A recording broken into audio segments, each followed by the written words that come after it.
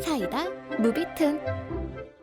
나는 유치원에 다니는 아들과 남편, 나까지 셋이서 살고 있고 패션 의류업을 경영하고 있다. 대학 때부터 옷에 관심이 많았고 관련 분야에서 일하고 있을 때 자회사의 대표를 맡아서 해볼 생각이 없냐는 제안을 받았다. 물론 나는 기꺼이 제안을 받아들였다. 그날은 1박 2일의 일정에 출장이 있었고 아들 정우는 남편한테 맡겨놓고 갔다. 친정이 너무 멀어서 아들아이를 부탁할 형편이 못 되는 게 힘든 점이었다. 그러던 때에 남편 회사에서 업무 개혁이 추진됐고 출근 스타일을 다양하게 선택할 기회가 생겼다. 남편은 재택근무를 늘리는 방향으로 출근을 조정했고 그 덕분에 나는 좀 더 자유롭게 일할 수 있게 됐다. 출장 일정이 늘어났지만 남편은 전혀 싫은 내색을 하지 않았다. 내 일에 대해서 항상 이해해주는 남편에게 늘 감사하는 마음이었고 나는 행복한 사람이라고 생각했었다. 그런데 그날은 출장 일정을 마치고 호텔에 와서 샤워하고 있는데 갑자기 핸드폰이 울렸다. 남편하고 방금 통화했는데 누구지? 하고 화면에 표시된 이름을 봤더니 빌라 집주인이었다. 전화를 받자 울먹거리는 목소리로 집주인이 이렇게 말했다. 자기네 집에서 불이 났어! 처음 그 말을 들었을 때는 무슨 소리라는 건지 순간 이해가 되지 않아서 반사적으로 네? 하고 다시 물었다. 자기네 집에서 불이 났다고! 화재! 그제야 이해가 된 나는 경악했다. 지금 어디냐고 묻길래 출장이라 나는 다른 데 와 있지만 집에는 남편과 아들아이가 있을 거라고 대답한 후 두 사람이 어디 있는지 무사한지 다급하게 물었다. 집주인은 다시 울먹이면서 둘 다 안 보인다고 했다. 시간은 밤 9시. 심야는 아니지만 아들아이가 잠자리에 들 시간이었다. 남편이 아들아이를 재웠을 거고 그렇다면 둘 다 불이 난 것도 모르고 자고 있을 수도 있다는 생각에 덜컹했다. 그런데 왜 불이 났지? 하는 반문도 들었다. 남편은 담배도 안 피우고 주방은 IH였다. 머릿속은 이미 멘붕이었고 제정신이 아니었지만 택시를 타고 집으로 향했다. 택시 안에서 마지막 남은 정신을 끌어모아서 부모님께 사정을 알렸지만 공포와 혼란 상태에서 정신없이 떠들었을 뿐 내가 무슨 말을 했는진 기억나지 않는다. 남편한테 몇 번이나 전화를 걸고 메시지를 보냈지만 읽은 흔적도 없고 답장도 오지 않았다. 여보, 제발 전화 좀 받아. 택시기사분께 고속도로를 이용해달라고 부탁해서 겨우겨우 집에 도착했다. 도착하자마자 정신이 없이 현금으로 요금을 드리고 잔돈도 안 받고 뛰어내렸다. 우리 집은 6층짜리 빌라였는데 집 앞에 몰려든 군중들과 소방차의 규모가 화재의 심각성을 대변해주고 있었다. 그 광경을 보고 온몸에서 피가 빠져나가는 것 같았던 섬뜩한 느낌은 지금도 잊을 수가 없다. 그리고 다시 고개를 들자 검게 그을린 곳이 보였고 우리 집이 틀림없었다. 진화 작업 중이던 소방대원이 사람들에게 뭐라고 소리치는 것 같았지만 내 귀에는 아무 말도 들리지 않았다. 여보! 정우야! 내가 애타게 소리치며 다가가자 소방대원은 내 앞을 막아서며 안으로 들어가는 걸 막았다.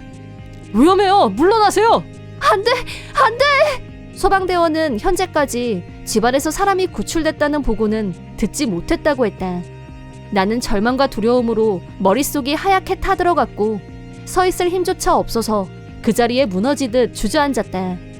내가 흥분해서 소리치는 걸 들었는지 집주인이 내 옆으로 다가왔다. 정우 엄마, 여기 있었네. 걱정하지 말고 이쪽으로 와. 흐느낌이 통곡으로 변한 나는 집주인이 끌고 가는 대로 아무 의식 없이 이끌려갔다.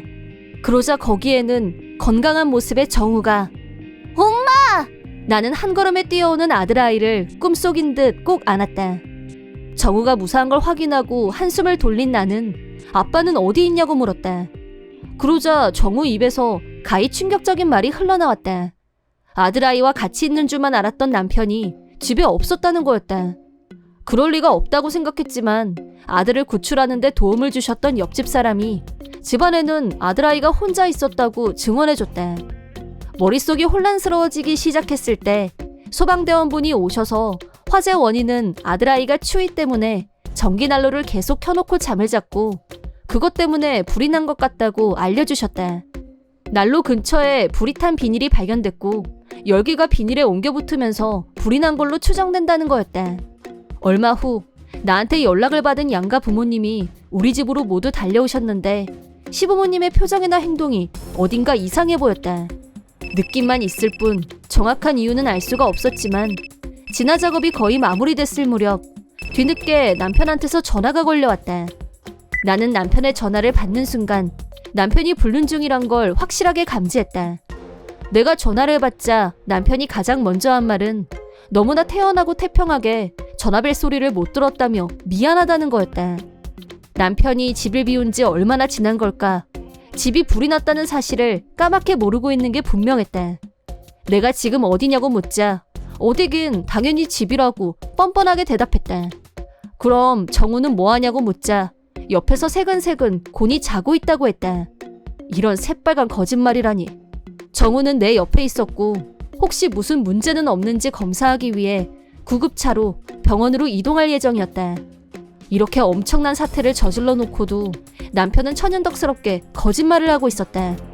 나도 그 말이 사실이면 소원이 없겠는데 정우 지금 구급차 기다려. 내 옆에서. 뭐? 무슨 소리야? 무슨 일 있어? 그게 지금 할 소리야? 당신이 모르는 게 또 있는데 지금 우리 집에 불이 나서 까맣게 다 재로 변했어.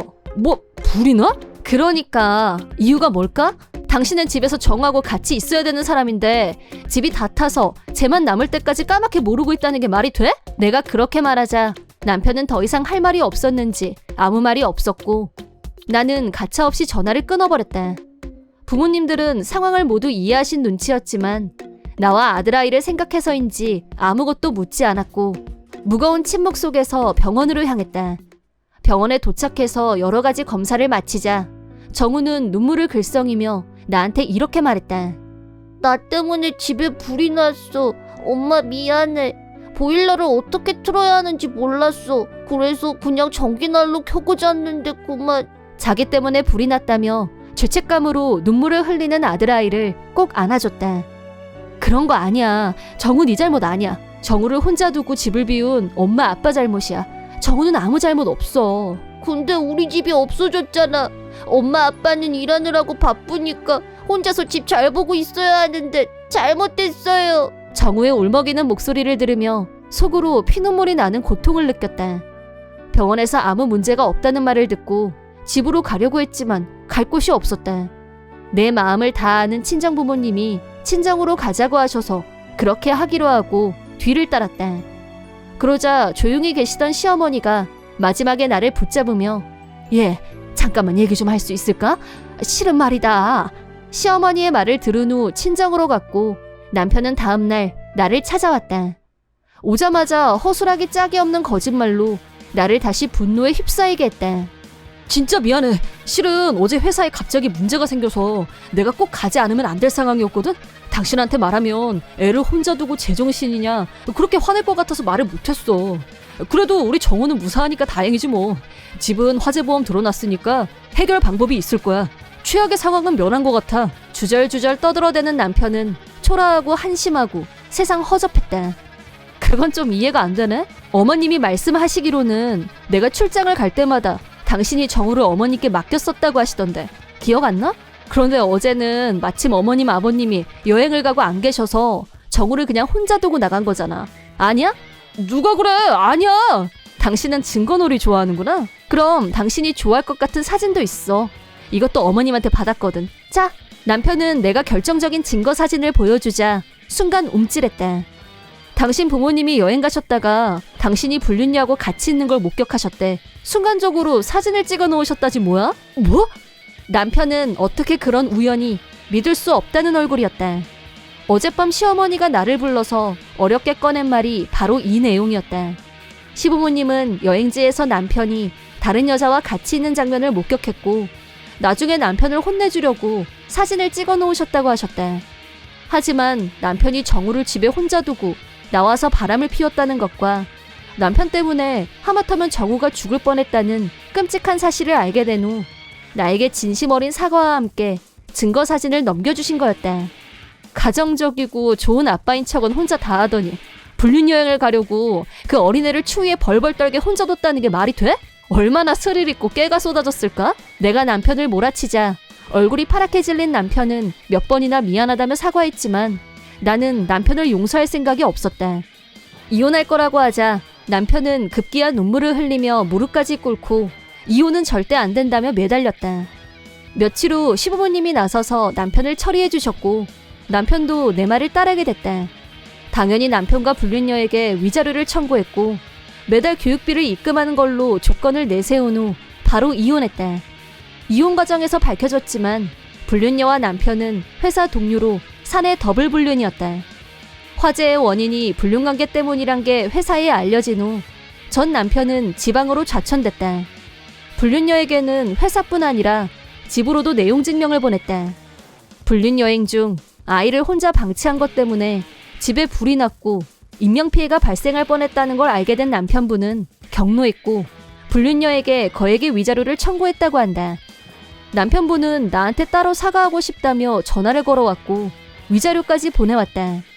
또 남편분은 자기도 아이를 키우고 있다면서 앞으로 애들이 엄마와 만나는 일은 없게 할 거라고 했다. 불륜녀는 자기 남편한테 애들만큼은 만나게 해달라고 울면서 사정했다는데 불륜 때문에 나는 하마터면 아들아이를 영영 못 볼 뻔했는데 어디서 모성애를 내세우는지. 어쨌든 남편과 불륜녀는 어쩌다 세상 흔한 불륜을 그냥 저지른 게 아니라 그것 때문에 자식이 죽을 뻔했다는 게 알려지면서 주변에서의 비판은 더욱 냉혹했다. 소문은 남편이 좌천당한 곳까지 삽시간에 퍼졌고 낯선 곳에서 고립된 왕따로 디폴트 값 설정 끝. 불륜녀 역시 빈털터리로 집에서 쫓겨난 신세가 됐지만 그 정도로는 약하다는 생각이 든다. 이번 영상은 어떠셨나요? 재밌게 보셨다면 구독, 좋아요에 댓글까지 달아주시면 감사하겠습니다. 그럼 다음 영상에서 만나요.